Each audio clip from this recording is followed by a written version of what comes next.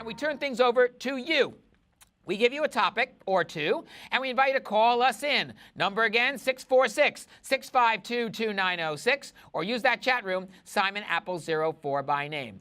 As you know, a lot of movies over the years have been adapted into television shows. Think MASH. The King and I, which won the Best Revival at the Tonys last night, had a TV series for a while called Anna and the King, and on and on and on and on. And I mentioned earlier, the Avengers became Marvel Agents of S.H.I.E.L.D. Well, with a lot of films coming out this year, including the film version of Entourage over this weekend, I thought we'd like to pose this as a topic. What movie you like, that you've grown up with or brand new you just saw, what movie would you like to see become a television series? And on the flip side, what TV series that you like or enjoy would you like to see become a movie? We'd like to hear either way. So give us your call at 646-652-2906. 646-652-2906. That number's good anyway. Or catch us across the country, around the globe here on Blog Talk Radio. And once again, if you're shy about using the phone, use our chat room, Simon Apple 04 by name. Webb, our good friend from Philadelphia, is still in the room, along with our regular contributor, Adam Buckman, the wonderful TV writer and blogger. And we have a call, so we're going to take it. Hello, you're on Tomorrow Be Televised. What's your name and where you're calling from? Yes, hi, this is Timothy Stewart calling from Greensboro, North Carolina. Great to meet you. Thank you very much for calling us. So your call, what movie would you like to see become a TV series or vice versa? Oh, you know what I watch all the time? I kind of have to go back a little bit. Lost. I love Lost. And I guess I could speak on behalf of a lot of people, so I really want to know what happened at the end of the show. So you'd like to see either a movie based on Lost, or you'd like to see the show revived in some way? That's interesting. Actually, a movie. End it. End the story. A TV show would just drag on and make me just way too excited and anxious. Did you see the original ending of Lost when it was on ABC? I did not. I'm curious your reaction, because I know the ending was controversial for a lot of people. Some people felt it ended aptly. Some people thought, like you do, we should have a movie and wrap it all up in a better way. I think we should have a movie, but I don't want to give too much away to people who are not watching, but from what I saw, they were sort of in this zone that didn't make all too much sense, and I just feel like if they made a movie that kind of recapped it, maybe told the story in a different way, maybe from a different perspective, maybe from someone who's not on the island, I don't know, just spitballing, but I think that would kind of wrap things up and put a nice little bow on it. And is there a favorite movie that either you like seeing time after time, or you've just seen that you think would make a good TV series?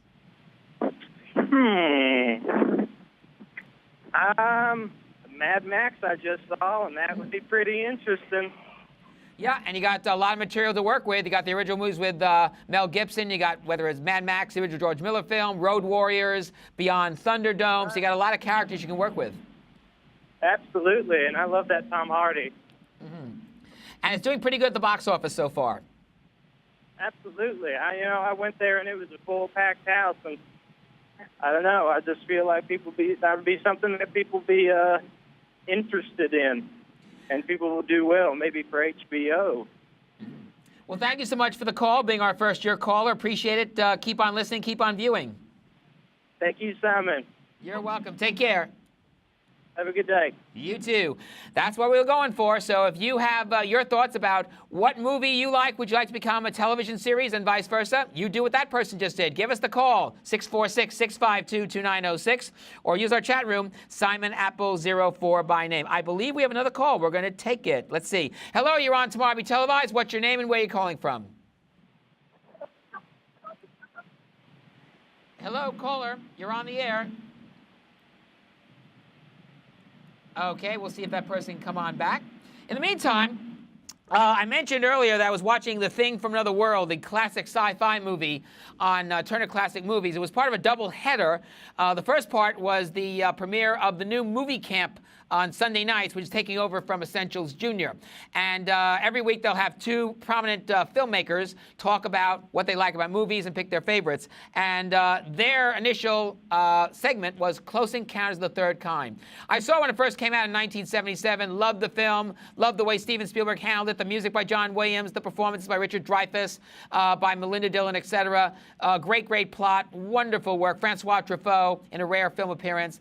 And I always wondered how it would be as a television series. You know, the idea of alien encounters. Maybe make it like an anthology series where you have a different alien encounter each and every week. Some are, well, maybe on the beneficial side, benevolent side. Some like aliens for good, sometimes aliens for evil, like that alien that James Arness played in The Thing.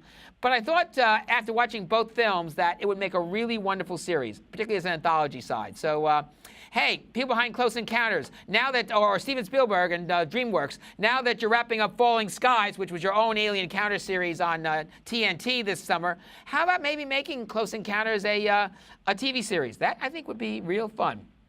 So, if you have a thought, give us a call, 646-652-2906, or use our chat room, Simon Apple 04. Oh, Adam Buckman is with us in the chat room, and he liked what our caller had to say about having a lost movie, and he also thinks that Mad Max would be a good TV show. Hey, Adam, give us a call. We'd love to hear your thoughts. Oh, I believe we have a caller on the line right now. Let's take it. Hello, you're on Tomorrow Be Televised. What's your name? Where are you calling from? Hello, this is Charles calling from Boston. Charles, great to have you on the program. Give us your thoughts. Yes, I do agree with Lost. I think that would be fantastic. But I think today, politically, I think BRIC has something very large to say about modern-day politics. And I know that it is a sort of farcical sort of venture. I do believe that a movie on a grander scale, because I don't know too many people who stay up after Game of Thrones to watch the beat. But on a grander scale, I feel like if this was a movie, you know, it would reach a larger audience. And I feel like it has a lot to say about modern-day politics, rather how funny they can be. It sounds like you're a big HBO fan, Veep and Game of Thrones. Yes. Did you have like GOT? By the way, do you think Game of Thrones would make a good movie? And also, have you seen the Entourage movie, which, of course, came from an HBO series? I have not seen Entourage yet.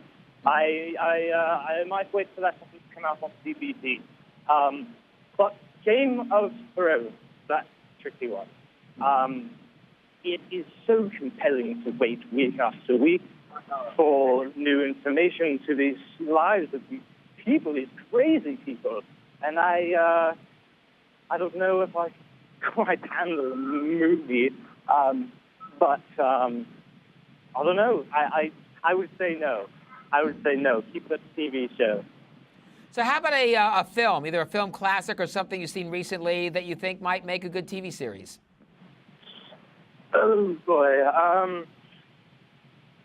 You know, anything by Hitchcock, I think we should actually revive the old Hitchcock stories. And maybe Rear Window, that could be pretty exciting. To, you know, a view from afar, looking at people's average everyday lives when they're actually a lot more exciting than they appear.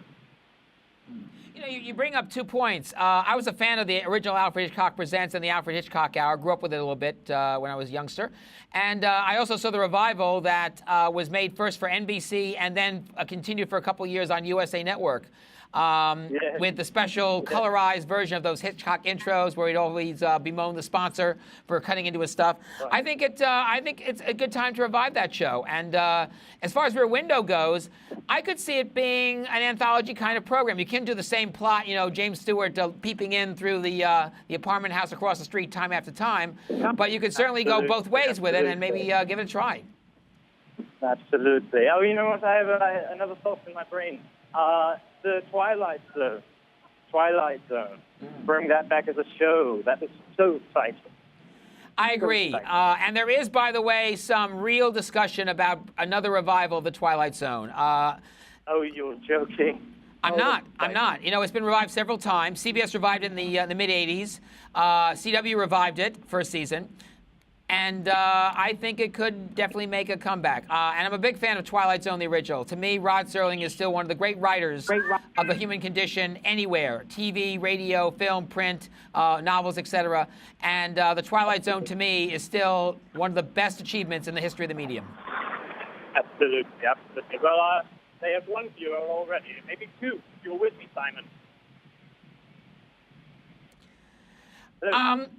By the way, it sounds like you come from England, even though you're based in Boston. I'm curious what you think of all the British actors that are now habitating American television in one way or another.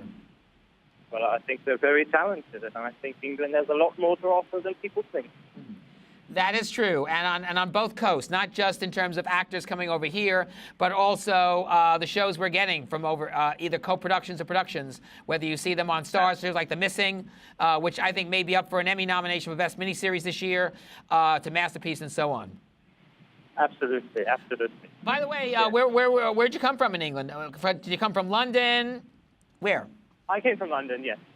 Great. By the way, one of my favorite shows also is EastEnders, the soap opera that runs locally on public television here and on stations all over the country. I have actually not seen that. I will have to give that a gander. Yeah, and it's like Battle of the British primetime daytime dramas. You have Coronation Street, which has been on for decades, and EastEnders is sort of the relative newcomer. But they're both Coronation Street, which used to be on public television, is no longer here in the United States. I'd love to see it come back again for a second try. But EastEnders is very popular. It's got a great fandom, and I hope one day maybe they make that into a movie. Yeah, absolutely. Yes, and that sounds like another one that should come back, be revisited. All right, Charles from Boston, thanks again for the call. We really appreciate it. All the very best. Take care. Thank you. You too, Simon. All right, Charles from Boston, giving us a lot in his U call. We have time, I think, for like 1 or 2 more calls, so ring him in, 646-652-2906, or use our chat room, Simon Apple 04 by name. TNT, next Tuesday night, launches the first of its new summer series, It's Proof. It is highly regarded, and it stars Jennifer Beals. And Rob Bragel, the executive producer of this program, will be with us on a special Wednesday episode of our show, 3 p.m. Eastern, noon Pacific, right here on Blog Talk Radio. And then Friday, we will have the people behind Series Fest.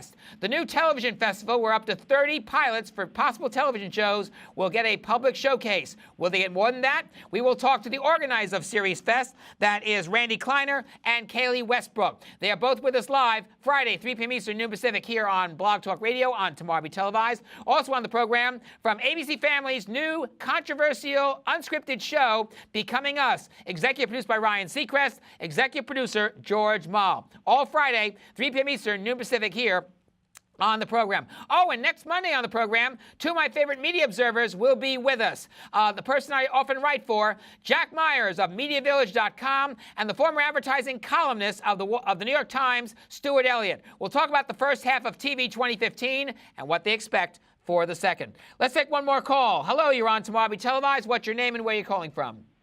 Hi, Simon. It's Adam Buckman calling. Adam, great to have you. One of our favorite panelists over the years. What's your thoughts about your call topic? Well, a couple of things. It is interesting that the HBO series like Sex and the City and Entourage are the ones that became movies. And I don't think it's any coincidence that these kind of, sort of grown-up movies, grown-up TV shows are eyed for movies. They have such devoted fans, and then when they wait a few years and then produce a movie, I think there's a lot of interest in it, although I'm not quite sure how Entourage did, and it got panned all over the place. Therefore, I'm thinking about The Sopranos, and I think that when people would say, well, how can you do it without James Gandolfini? I think that, well, you come up with a story about the characters who remain and do something with them about where these people wound up in however long it's been since it was on. I guess it's been now 7 years, longer maybe. 2007, that's when they went off the air. So, I think there'd be, one of the reasons to make a movie is because of the high level of interest. Never mind whether you make a good or a bad one. It's always better to make a good one. But I think the level of interest in such a thing and the way it would get talked about, who knows if the creator would be tempted to do such a thing. So, but these other callers have great ideas. And, one movie that was made into a very well-regarded TV series was Fargo, and kind of interesting that it even wound up that way, because I think, as you're probably aware, they tried to make a Fargo some years earlier. Yep. with Edie Falco. And I once saw that pilot, and it was the worst show I've ever seen. Sometimes you just can't. You can't make it's hard to make a series where people are going to be interested in the characters they knew in a movie, but week after week in a series. And maybe that's why today's shorter event series are sort of better formats for this kind of thing. And Fargo, which was an extraordinary achievement for television last year, won the Emmy, won the Peabody last Sunday, is coming back in a all-new storyline with all-new talent, et cetera, with Noah Hawley still back as the creative overseer. And it should be very interesting to see how far this runs as a limited series, where the plot, the characters, the environment changes from year to year. Well, exactly, and so you're not. I mean, that's a challenge in its own right, but you don't have that challenge of keeping everybody interested in the same characters all the time. Because let's say you took some classic movie, just pick it out of the thin air, a movie like Casablanca. Who would want to see the characters of Rick and Ilsa every week? It would almost ruin the experience, So I think it's difficult. I think the way that they do a show like Fargo, where you're not relying necessarily, in fact, I'm not even sure what they're relying on. It's different characters. It's the same place, I guess, in the same kind of stark criminal violence that they had in the movie. But other than that, it's just sort of like a feeling you get with Fargo, but it's not the same people and it's not the same situation. So it's an interesting approach to take, where you're making a TV show out of a movie, but not really. And back, Adam, in 1955, when Warner Brothers made its debut as a television player, they actually rotated in a series called Warner Brothers Presents 3 programs. And 2 of them were movie adaptations. One was Casablanca. One was King's Row, the famous 1941 film with Ronald Reagan and Bob Cummings. Yeah. And the third was Cheyenne. And of the 3, guess which ran the longest? Cheyenne. Well, the Western, probably. Cheyenne, yes. Absolutely. Adam, you're our final caller for your call. We appreciate the comments, as always. It's been a great assignment. Thank you. You too. Take care. Adam Buckman, wonderful TV reviewer and blogger extraordinaire. And I want to thank everybody for their wonderful Your Call comments.